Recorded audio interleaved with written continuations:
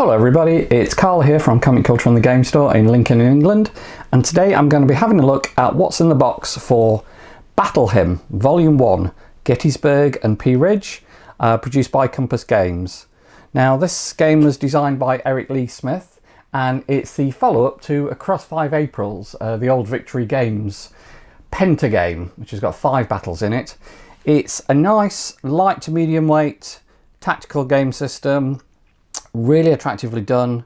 Across 5 Aprils is a game that I've played quite a lot. Sold it a few years ago, and actually a couple of years ago I bought it back again because I wanted to have a nice lightweight game to play. Obviously American Civil War, 2 pretty well-known battles. So let's have a look what's in the box. First of all, the cover, obviously.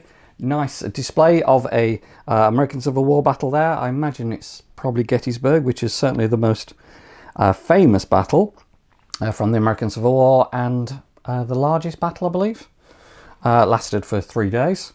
Okay, so cover's really nice.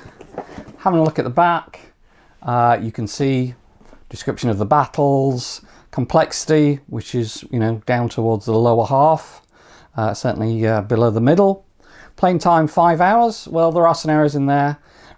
2 maps. Solitaire rating is quite high. I would say this is a really good solitaire game, actually. There's very little secret information unless you play with the dummies. And then you've got a picture of the map. I'll come on to the maps in a minute, but I absolutely love them. I think they're fantastic. Okay, so nice, attractive box. The only thing I would say is that this logo at the top for the series doesn't really stand out very well. It doesn't. I don't think it goes with the rest of the box, but that's a matter of personal taste. Okay, so let's open it up. It's not a particularly heavy game physically. There's plenty in it, but it's not one with thousands of counters. First, you get your D10s, and the more of those you've got, the better. They give you 5, which is probably enough for most things. Then we've got the special rules. Now, these are the rules that refer to this particular volume. Obviously, it's the only volume available at the moment, but the plan is that they will release some more. Again, picture of the map on the front. Nice, full colour setup. So you've got various scenarios. This is Gettysburg, so you've got Pickett's Charge, which is obviously incredibly famous. The best 3 hours, the first day, the second day. You can see the setup, you can see the colour coding of the different units. You can see any damage that they've taken. Okay, third day, the whole Gettysburg campaign here. Then you've got Pea Ridge, which is in Missouri. Okay, so what you call the Western Theatre. You've got a couple of scenarios for that, and then you've got optional rules, so you can have a bit more randomness, hidden units. Okay, then you've got the examples of play. Compass continue to astound me. I think they're doing a fantastic job. They're up there with GMT, Hexasim for the quality of the stuff they produce. There's lots of other companies as well that I love, Revolution being one of them. But yeah, I mean, they are as good quality as you could possibly expect from any company. You've got combat examples, you've got movement examples, you've got an entire list of game terms here, so you can check out if you're not sure what to hit chance means. Okay, then you've got some historical stuff. Okay, you want to read a bit more about the campaigns, designer's notes. Okay, and there, if you're missing any counters, nicely they've provided that, because a lot of people scan their counters before they start playing. They're here though, so they're easy to find. Okay, now let's have a look at the standard rules. It's quite a light game. There's 20 pages of rules, and there's plenty of colour examples in there. It's a chit pull game. So every organisation or every formation in the game has a chit that goes in the cup.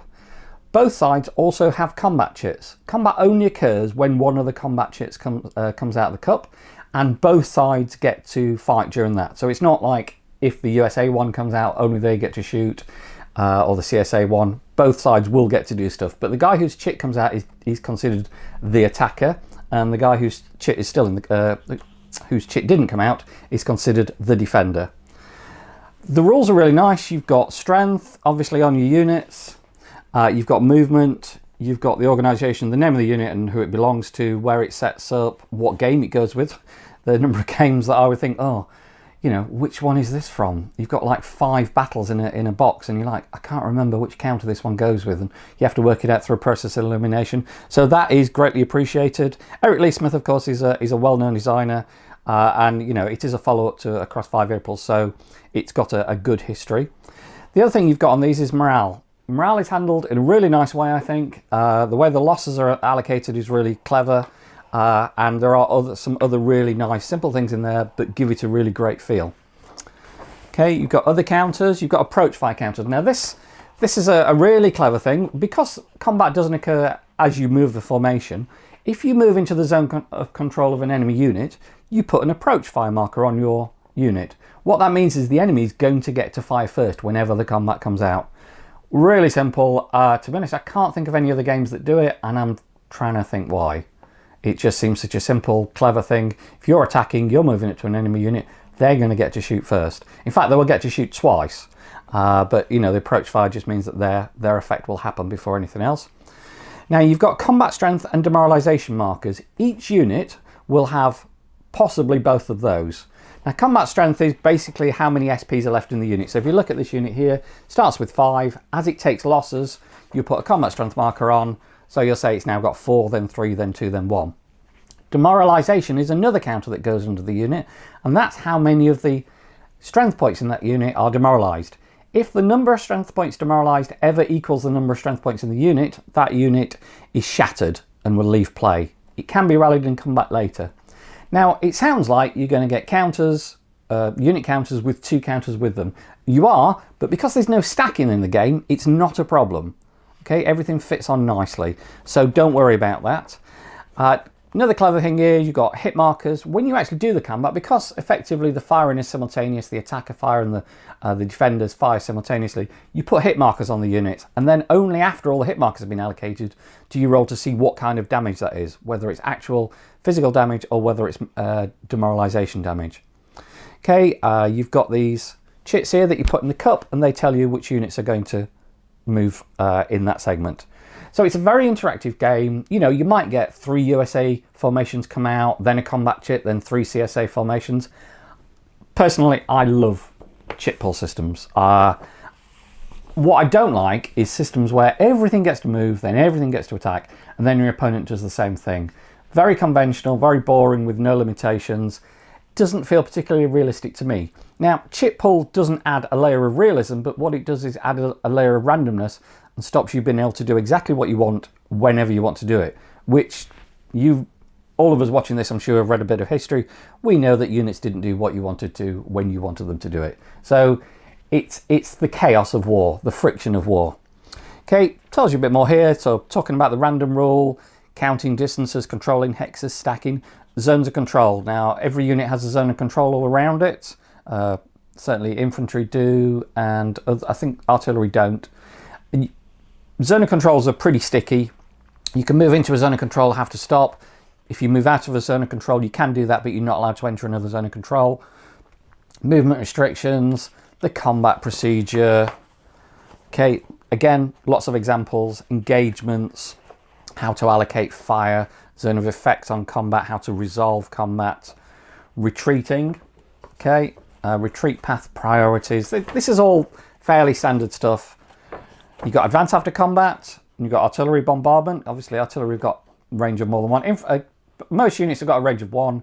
Artillery's got a range of up to 4, but obviously it gets slightly worse as it goes. Line of sight, which is obviously important if you're attacking at long range with artillery. Then you've got morale. Okay, combat morale checks, rallying. You can rally overnight. So if you've got a multi-day scenario, which obviously Gettysburg is, if you're playing the full campaign.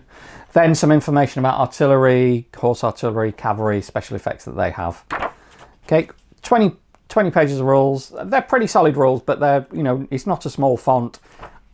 I've read them this morning, actually, again, on my iPad, and they didn't take very long to read through again, just before I did this. Okay, so now we've got some play aids, sequence of play there, always useful to have that. You don't want to be looking at the rules to find that. Important rules now. A die roll of 0 is a 10. One of the things that might slightly confuse you at first is the fact that when you're rolling for damage, you're trying to roll less than a certain number, but if you're rolling for morale, you're trying to roll high. So basically, combat roll low, routing or, you know, morale checks roll high. Okay, nice little process of the rules there. Basically, once you've read the rules, you probably find that all you'll do is refer to this sheet. And then once you've played a couple of games, you probably won't even need to do that. Okay, so there's combat players and miscellaneous players there. Then you've got P-Ridge, sheet number 1. So you've got your terrain effects chart. Okay, so you can see clear, woods, forest. And then you've got hexside terrain, you've got forge, you've got slopes. Combat situations chart. So this affects the die roll that you need. Morale check obviously affects the die roll that you need for morale. Okay, sheet number 1 this time. Okay, so there's 2 of those for P-Ridge. And then you've got the same for Gettysburg. 2 Gettysburg sheets. There's a little bit more terrain in this one, but there's not much terrain. There's only clear woods and forest in P-Ridge. Now let's have a look at the counters. Okay, nice, big, clear fonts. The company seems to have really learnt that a lot of gamers are getting quite old now, and having large numbers on counters is very important. Colour coded obviously for the formations, so there you've got the Confederates. On the back you've got basically hidden, so if you're playing with the hidden rules you can flip them face down. Then you've got the Union. Again, nice big counters. Number in the middle is the morale, so you can see the difference in the different morale levels. And there you've got your damage markers. So these are your demoralization, and they're the remaining strength points. Okay, approach markers there. Different numbers on the back, obviously. Now you've got the maps. Now, I absolutely love these maps. I'm going to do, obviously, a little box out so I can do an overview of the maps. I just think they look gorgeous. Really stylish. Not something I've seen before. You know, different style. Obviously, this is the Gettysburg map. Here's the map for Gettysburg from Battle Hymn from Compass Games. Obviously, north is off to the left in this picture. You've got Gettysburg there. Then you've got Cemetery Hill, Cemetery Ridge, Little Round Top, Big Round Top, or just Round Top as it's called on here.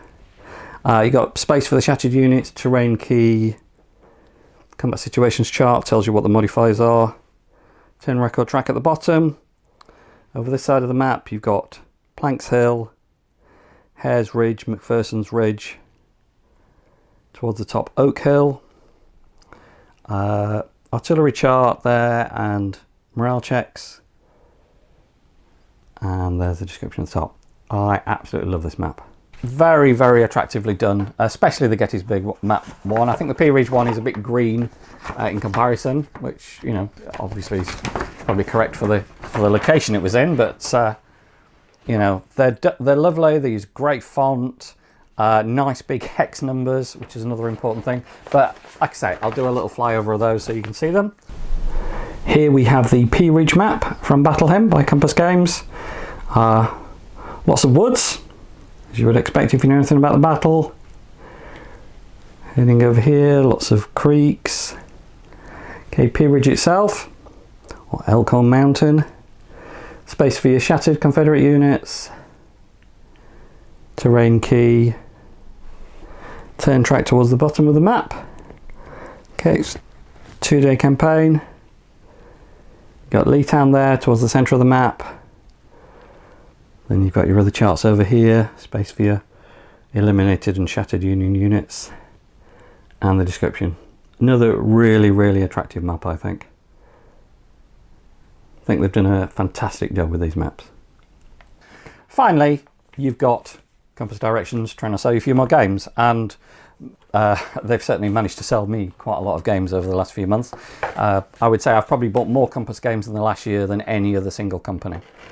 Okay, I hope you've enjoyed seeing what's in the box. If you're looking for a lightweight American Civil War game, you know, if you're looking for a game to introduce new players, if you just want something that just lasts a few hours, or, you know, for a couple of hours if you're playing a small scenario, I think you'll enjoy this. I hope you've enjoyed seeing what's inside the box. Don't forget to pop us a like if you've enjoyed this, and subscribe, and I'll see you on the next one. Thanks very much. Bye.